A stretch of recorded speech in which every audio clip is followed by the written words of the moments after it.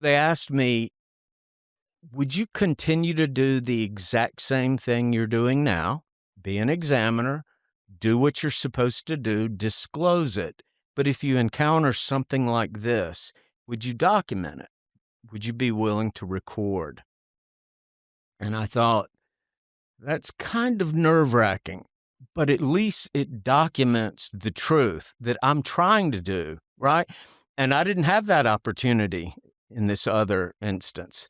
So for 2.5 years, I carried a briefcase that had a Velcro section you could pull away, and in it was a Swiss-made reel-to-reel stereo recording device.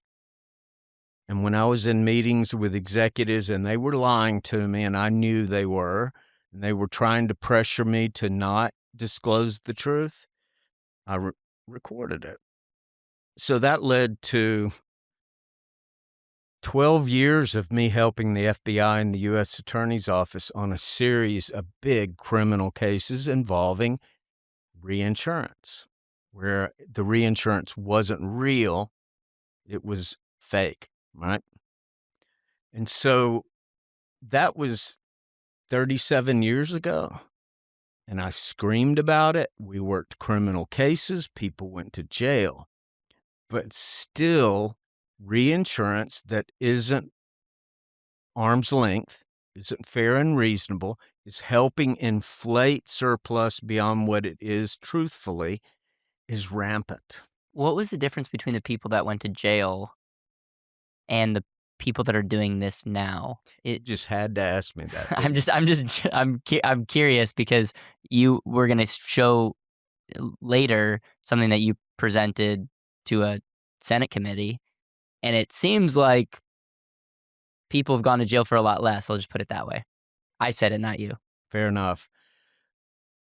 Um, the problem with criminal cases today in the insurance industry is that the industry says, we've gotten approval on this.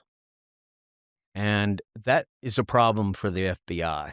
If a regulator says you can do something, even though you shouldn't be doing it, they claim it creates a real problem for the criminal case. And I understand that totally.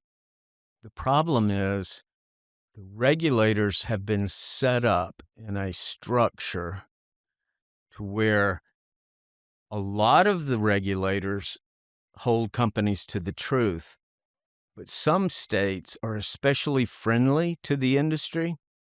It's what I call a race to the bottom.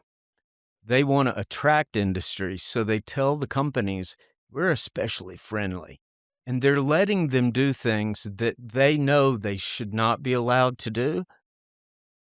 But I believe there is still room for criminal cases, because even when the commissioner might say you can do this, the commissioner doesn't say, and you can pretend it's worth No. 5.25 billion when it's really worth 0, right? Yeah, So they're cooking the books still, but anyway, it's but they're complicated. doing it in a way, and again, this is all alleged because there's some things you cannot see. So there's a world where they're having all these reinsurance that's a subsidiary of them, and they're doing the right thing. Highly unlikely, but what you're saying is that's totally it gets the stamp of approval from whatever the state insurance commissioner is. Even though it shouldn't get a stamp. Okay, so let's talk about why are insurance companies regulated at the state level versus federal? You look at just talk about the difference between banking regulation and insurance regulation. Yeah, it's disappointing to me that there is no federal oversight. There's no federal authority over the insurance companies themselves. The SEC can look at the publicly traded holding companies, but the insurance commissioners, one for each state, is supposed to make sure these companies are reporting truthfully, that they're abiding by all the laws. When certain state regulators begin allowing things to happen that they shouldn't, the problem is they're doing it in places we can't see.